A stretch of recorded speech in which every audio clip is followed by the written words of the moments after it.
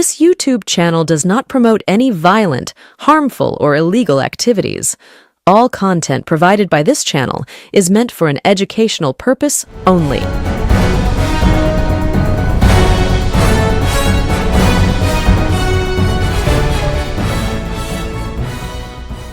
নমস্কার, আমি প্রতিবেদক সায়ন্তন চক্রবর্তী। আপনারা দেখছেন বঙ্গচক্র ইউটিউব চ্যানেল। ভোটে বিপুল সাফল্য পাওয়ার পরে 208টি আসন নিয়ে ক্ষমতায় আসার পরে বিজেপির কাছে তৃণমূল কংগ্রেসের জনপ্রতিনিধিরা যারা প্রায় অচ্ছুত হয়ে গিয়েছিল, এক মাস কাটতে না কাটতেই সেই অচ্ছুত তৃণমূল কংগ্রেসের মধ্যেই বেশ কিছু জনের প্রতি মন গলতে শুরু করেছে বিজেপির।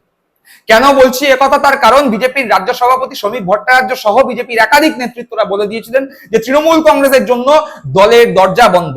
শুধু তৃণমূল কংগ্রেস নয়, অন্যান্য যে কোনো দলের যে সমস্ত নেতারা আছে তারা যদি এই মুহূর্তে বিজেপিতে আসতে চায় তাহলে বিজেপির দরজা তাদের জন্য বন্ধ থাকবে। এমনকি অন্ততপক্ষে 3 মাসের একটা টাইম লাইন বেঁধে দেওয়া হয়েছিল এবং বলা হয়েছিল 3 মাসের মধ্যে কোনো রকম দলবদল হবে না। সেই শ্রমিক ভট্টাচার্যই দিল্লির বুকে দাঁড়িয়ে মন্তব্য করেছেন যে তৃণমূল কংগ্রেসেও অনেকে ভালো আছে, যারা তৃণমূল কংগ্রেসের মধ্যে থেকে তৃণমূল কংগ্রেসের দুর্নীতি নিয়ে মুখ খুলতে পারেনি, যারা তৃণমূল কংগ্রেসে নিজেদের খোলা মনে কথা বলতে পারেনি, তারা যদি বিজেপির দরজায় কড়া নাড়ে তাহলে বিজেপি অবশ্যই ভেবে দেখবে। অর্থাৎ কোথাও না কোথাও দল বদল যে ভবিষ্যতে হবে, তৃণমূল কংগ্রেসের জনপ্রতিনিধিরা যে আর বিজেপির কাছে অচ্ছুত নয়, তা শ্রমিক ভট্টাচার্যের বক্তব্যের মাধ্যমেই প্রকাশ পেয়েছে। দেখুন সেই বক্তব্য।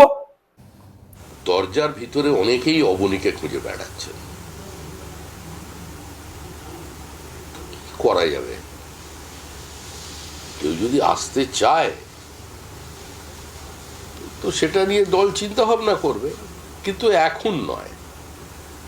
যারা সিন্ডিকেটে ছিল, যারা চাকরি বিক্রিতে ছিল, যারা কয়লা বালি বিক্রিতে ছিল, তাদের জন্য বিজেপির দরজা খোলা থাকবে না। এখন বিজেপি তৃণমূল কংগ্রেসের মধ্যেও তো বহু মানুষ আছেন, অতীতেও ছিলেন, পরিস্থিতির বাধ্যবাধকতায় মুখ খুলতে পারেননি কিংবা মুখ খুলে তারা দলের বিদ্বেষের শিকার হয়েছিলেন। তারা কড়া নাড়লে তাদের জন্য নির্দিষ্ট সময়সীমা আছে, কখন আসতে হবে আর কখন কড়া নাড়তে হবে। মানে ভালো তৃণমূলদের আপনারা ওয়েলকাম করছেন, খারাপ তৃণমূলদের নয়? ভালো খারাপ ঠিক করবার মালিক আমি থোড়েই। ভালো খারাপ বলে তো কিছু হয় না, এত রামকৃষ্ণই বলে গেছেন, সীমাও বলে গিয়েছিলেন। দেখলেন সেই বক্তব্য। ঘটনাচক্রে এই বক্তব্য কবে? এই বক্তব্য তৃণমূল কংগ্রেসের একাধিক সাংসদ বা বিধায়ক যারা নতুন নির্বাচিত হয়েছেন তারা যেভাবে বেসুরো গাইছেন, তৃণমূল কংগ্রেসের বিভিন্ন হেরে যাওয়া প্রার্থী থেকে শুরু করে যারা টিকিট পায়নি তারা যখন বেসুরো বাজছেন, যারা অভিষেক বন্দ্যোপাধ্যায় আইপ্যাকের বিরুদ্ধে সরব হচ্ছেন, এই যখন পরিস্থিতি, তৃণমূল কংগ্রেস যখন বিপাকে, ঠিক তখনই শ্রমিক ভট্টাচার্যের এই মন্তব্য যথেষ্ট গুরুত্বপূর্ণ। কেন গুরুত্বপূর্ণ? অতীতে তো বলা হয়েছিল তৃণমূল কংগ্রেস থেকে কাউকে নেওয়া হবে না, কিন্তু হঠাৎ করে তৃণমূল কংগ্রেসের ভালো লোকদের জন্য বিজেপির দরজায় কড়া নাড়লে বিজেপি কেন ভেবে দেখবে, এই প্রশ্ন উঠে আসছে। আমরা অতীতে বলেছিলাম যে বিজেপি এই মুহূর্তে কেন্দ্রে যে ক্ষমতায় এনডিএ জোট রয়েছে তার মধ্যে সব থেকে শক্তিশালী দল হলেও এককভাবে ক্ষমতায় কিন্তু বিজেপি নেই। বিজেপি 240টি আসন নিয়ে এই মুহূর্তে কেন্দ্রে রয়েছে এনডিএ জোটের শরিক হিসাবে, এবং পাশাপাশি বিজেপিকে নির্ভর করতে হচ্ছে চন্দ্রবাবু নাইডু এবং নীতিশ কুমারের দলের ওপর। যদি চন্দ্রবাবু নাইডু এবং নীতিশ কুমার যা যা দাবি করবে বিজেপির কাছে, সেই দাবি যদি বিজেপি পূরণ না করে, সেক্ষেত্রে তারা যদি সমর্থন তুলে নেয় তাহলে এনডিএ সরকার যে কোনো মুহূর্তে কেন্দ্র থেকে চলে যেতে পারে। তাই বিজেপির চন্দ্রবাবু নাইডু এবং নীতিশ কুমারের দলের ওপর বেশ ভালোভাবে নির্ভর করতে হচ্ছে। ঘটনাচক্রে চন্দ্রবাবু নাইডু এবং নীতিশ কুমারের মিলিত সাংসদ সংখ্যা 28, আর তৃণমূল কংগ্রেসের এককভাবে সাংসদ সংখ্যা কত? 29। অর্থাৎ বিজেপির প্রধান দুই শরিকের মিলিত সাংসদ সংখ্যার থেকে তৃণমূল কংগ্রেসের সাংসদ সংখ্যা বেশি। আর বিজেপি এই জায়গাতে দাঁড়িয়েই বুঝতে পারছে যে আগামী দিনে কেন্দ্রে স্মুথলি নিজেদের শাসন বজায় রাখতে, নিজেদের আধিপত্য বিস্তার করতে, নিজেদের অন্যান্য দলের প্রতি নির্ভরশীলতা কমাতে হবে। আর এই জায়গা থেকে দাঁড়িয়েই শ্রমিক ভট্টাচার্যের এই বক্তব্য অত্যন্ত গুরুত্বপূর্ণ। যেই শ্রমিক ভট্টাচার্য বলেছিলেন কেন্দ্রীয় নেতৃত্বদের সঙ্গে আলোচনার মাধ্যমে যে তৃণমূল থেকে কাউকে নেওয়া হবে না, সেই শ্রমিক ভট্টাচার্য সুরই কিছুটা নরম। বলছেন তৃণমূল কংগ্রেসের মধ্যে অনেকে ভালো আছে, তাদের জন্য বিজেপির দরজা খোলা হলেও হতে পারে।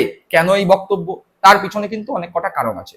ওই যে বললাম, অন্য দলের উপর নির্ভরশীলতা কমাতে হবে, এবং সেই নির্ভরশীলতা কমাতে গেলে তৃণমূল কংগ্রেসের যেই সলিড 29 জন সাংসদ রয়েছেন তাদের মধ্যে সংখ্যাগরিষ্ঠ সাংসদকে দল ভাঙিয়ে বিজেপিতে যোগদান করাতে হবে। এবার দল ভাঙাতে গেলে দল ত্যাগ বিরোধী যে আইন, দল ত্যাগ বিরোধী আইনে এই সাংসদদের পড়তে হবে, ফলে তাদেরকে রিজাইন করতে হবে এবং রিজাইন করে পুনরায় ভোট যুদ্ধে অবতীর্ণ হতে হবে। সেই ভোট যুদ্ধে জয়লাভ করার পরে তবে গিয়ে তারা বিজেপির সাংসদ সংখ্যা বাড়াতে পারবে। কিন্তু পাশাপাশি আরো একটি নিয়ম আছে, যদি কোনো দলের মোট সাংসদ সংখ্যার বা মোট জনপ্রতিনিধি সংখ্যার 2/3 জনপ্রতিনিধি বা 2/3 সাংসদ একসঙ্গে দলত্যাগ করে, তাহলে দলত্যাগ বিরোধী আইনের সম্মুখীন হতে হয় না। এই মুহূর্তে তৃণমূল কংগ্রেসের লোকসভায় সাংসদ সংখ্যা 29, এর 2/3 অর্থাৎ 66% সাংসদ যদি ধরতে হয়, সেক্ষেত্রে তৃণমূল কংগ্রেসের সাংসদ সংখ্যা দাঁড়ায় 19 থেকে 20, অর্থাৎ তৃণমূল কংগ্রেসের 19 থেকে 20 জন সাংসদ যদি একসঙ্গে দলত্যাগ করে, সেক্ষেত্রে কোনো সাংসদকে পুনরায় নির্বাচনে অবতীর্ণ হতে হবে না, পদত্যাগ করতে হবে না, তারা সাংসদ হিসাবেই বিজেপিতে যোগদান করতে পারবেন এবং সেক্ষেত্রে তাদের সাংসদ পদ নিয়ে কোনো রকম প্রশ্ন উঠবে না। ইতিমধ্যেই কানাঘুষো শোনা যাচ্ছে যে তৃণমূল কংগ্রেসের 10 থেকে 12 জন সাংসদ বিজেপির দরজায় কড়া নেড়েছে এবং বিজেপির সঙ্গে এক প্রস্ত দুপ্রস্ত কথাও হয়ে গিয়েছে। কিন্তু যদি 10-12 জন সাংসদও যান বিজেপিতে এই মুহূর্তে, তাদেরও রিজাইন করে দলত্যাগ বিরোধী আইনের সম্মুখীন যাতে তারা না হন, তাই রিজাইন করে বিজেপিতে যোগদান করে পুনরায় ভোট যুদ্ধে অবতীর্ণ হয়ে জিতে তারপরে বিজেপিতে সাংসদ হিসাবে যোগদান করতে হবে। আর ঠিক এই পরিস্থিতি যাতে সম্মুখীন না হয়, তাই ওই যে বললাম শ্রমিক ভট্টাচার্যের সুর কিছুটা নরম হয়েছে।